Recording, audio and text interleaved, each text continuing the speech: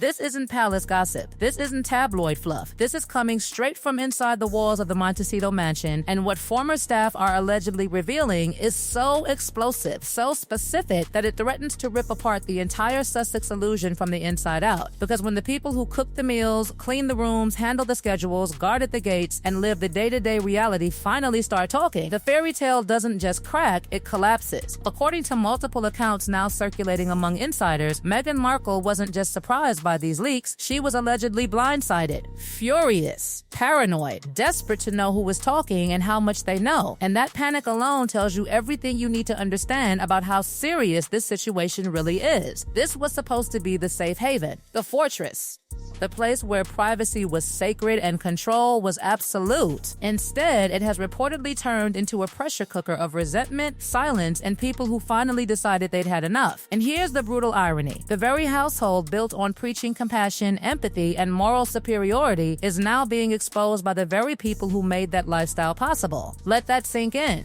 The fortress that couldn't hold when Harry and Meghan bought their $14 million Montecito estate, the message was clear. This wasn't just a home, it was a statement. 16 bathrooms, acres of privacy, celebrity neighbors, California laws, security on speed dial. This was supposed to be untouchable, but insiders said the mansion didn't just develop cracks, it became a revolving door. Dozens of staff members allegedly cycled through the household in just a few years. Nannies, assistants, security, housekeepers, coordinators, each one walking in hopeful and walking out with stories they'll never forget. And every departure added another witness. That's the part that reportedly has Meghan terrified. Because NDAs don't last forever. Contracts expire. Enforcement weakens. And when frustration meets opportunity, silence becomes negotiable. Insiders claim some former staff reached a breaking point not because they wanted fame, but because staying quiet started to feel like protecting behavior they no longer believed in. Two Meghans, one house, one of the most disturbing patterns emerging from these alleged leaks is something staff reportedly call the two Meghans. There's the Meghan the world sees, warm, articulate, smiling, champion of kindness, speaker on empathy, advocate for dignity. And then there's the Meghan staff allegedly experienced behind closed doors. According to multiple accounts, the difference between those two versions is jarring. Staff claim she was obsessively particular about everything. Temperature settings, food requirements that changed constantly, furniture placement measured down to microscopic precision. But none of that is what broke people. It was the unpredictability. Insiders allege screaming fits over minor scheduling errors, berating assistants over issues resolved in minutes, publicly preaching kindness, then privately reducing employees to tears. One former staffer allegedly described it as working in a minefield where perfection was demanded but never defined. Another said you were invisible until something went wrong and then you were suddenly the target. That contradiction is what people can't unsee. Because you can't sell compassion while allegedly ruling through fear, and you can't build a brand on dignity while allegedly stripping it from the people beneath you. Harry, the man who faded, but the leaks don't stop with Meghan.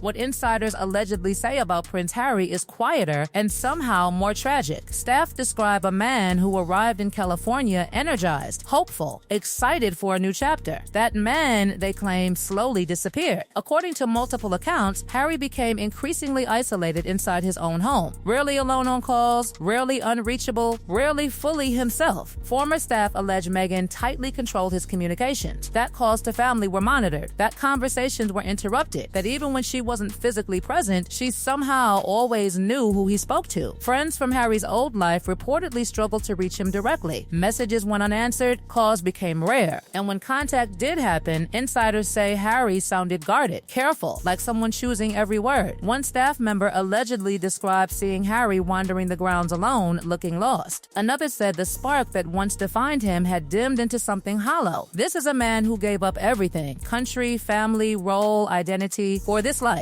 And if these accounts are accurate, what he got in return was isolation wrapped in luxury. That's not reinvention. That's erosion. The business chaos nobody saw behind the public failures of their projects, insiders claim something far worse was happening. Complete dysfunction. Staff leaks allegedly describe Archewell as an organization trapped in endless loops, meetings that went nowhere, rebrands that never ended, websites redesigned again and again, logos scrapped, mission statements rewritten while real work stalled. According to one insider, Meghan micromanaged everything while accomplishing nothing. Total control, zero momentum. Employees allegedly burned out trying to meet constantly shifting priorities, only to see their work discarded when attention moved elsewhere. Success was claimed at the top. Failure was blamed below. And when Hollywood deals began collapsing, staff claimed the cracks turned into fractures. Pressure cooker marriage insiders alleged that as professional failures mounted, the marriage itself began showing strain. Separate schedules, separate spaces, tension so thick staff could feel it without words being exchanged. Harry allegedly wanted privacy for the children. Meghan allegedly saw visibility as relevance. Arguments followed, intense ones. Some staff even claimed there were periods when the couple functioned more like distant roommates than partners. And perhaps most haunting of all, multiple sources claim Harry misses home. England, his friends, his past, even the family he publicly condemned. Staff allege he watched royal events with something resembling grief, a man realizing too late what he left behind. And this is only the beginning.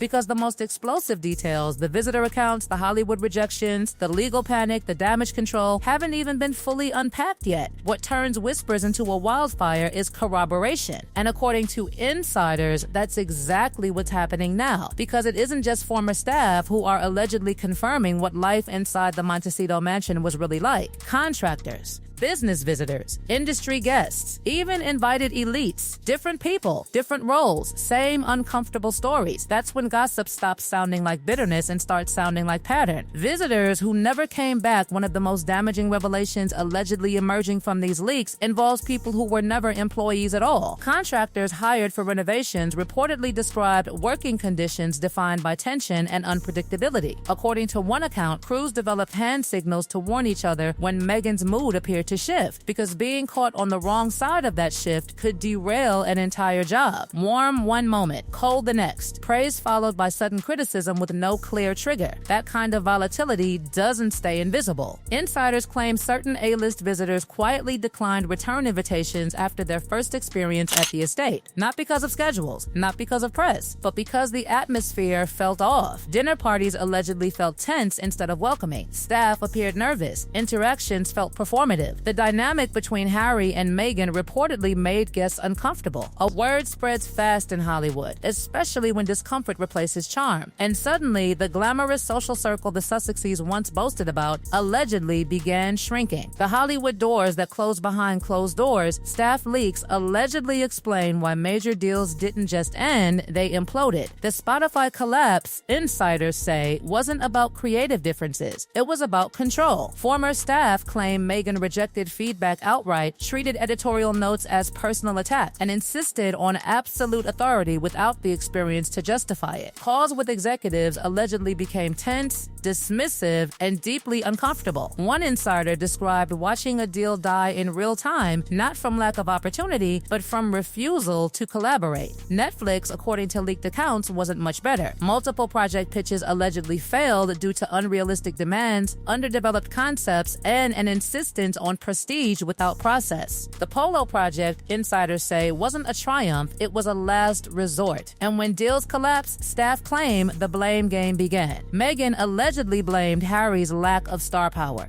Harry allegedly blamed Meghan's unwillingness to listen. Two people realizing too late that a business partnership built on ego instead of execution can't survive. Financial pressure behind the scenes, staff leaks suggest the financial pressure is real and growing. Those multi-million-dollar deals weren't guaranteed income. They were performance-based. Deliverables mattered. Results mattered. With Spotify gone and Netflix reportedly dissatisfied, insiders claim the revenue stream slowed dramatically, and tension followed it straight into the mansion. Money doesn't just strain businesses, it exposes marriages. The marriage behind the camera, according to multiple alleged accounts, the Sussex marriage no longer resembles the unity presented in public. Separate schedules became routine. Meghan allegedly spent more time in Los Angeles. Harry remained in Montecito, increasingly alone. Staff reportedly noticed reduced warmth, short exchanges, tension thick enough to feel. Some insiders even claim separate bedrooms on certain nights weren't rare. Arguments about the children allegedly intensified. Meghan reportedly viewed visibility as strategic. Harry reportedly viewed it as dangerous, shaped by his own childhood scars. One staff member described witnessing an argument so intense it left everyone shaken. And through it all, Harry allegedly expressed something he never admits publicly: longing for England. For old friends, for the life he burned down. Staff claim he watched royal events quietly, not with anger, but grief. Diminishing the prince, one of the most disturbing allegations is how Harry is reportedly treated inside his own home. Sources claim Meghan regularly dismissed his opinions in front of staff, interrupted him, corrected him, undermined him. The man who once commanded rooms allegedly became a background figure in his own life. Not loudly, not dramatically, gradually. Confidence eroded not by one blow, but by 1,000 small cuts. Damage control mode with leaks multiplying. Insiders say Meghan went into full crisis mode. Teams scrambling, phones buzzing, former employees suddenly suspects, legal threats allegedly prepared. But here's the problem. When dozens of people leave a household over years, enforcement becomes impossible. Different states, different laws, expired contracts, weak NDAs. And worst of all, legal action would confirm there's something worth hiding. Experts allegedly warned that lawsuits would only amplify the story. The Streisand effect looms large. The harder you suppress, the louder it gets. So insiders claim the fallback strategy emerged, one used many times before. Victimhood. Leaks framed as coordinated attacks. Enemies blamed. Racism invoked. Institutions accused. But this time, something is different. Because these aren't anonymous whispers, these are detailed accounts. Repeated patterns. Independent corroboration.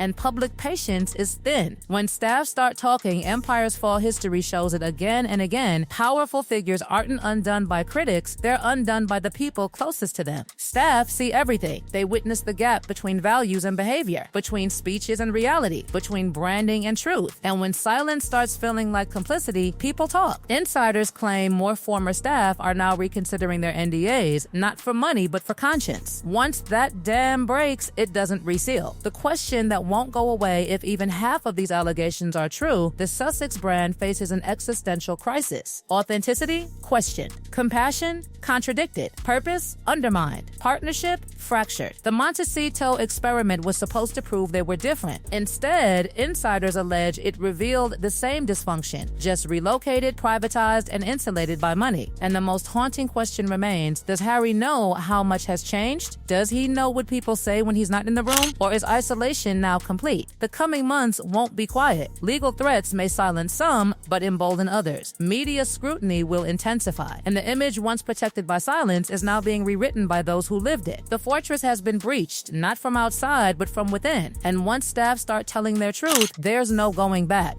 There's no going back. There's no going back. There's no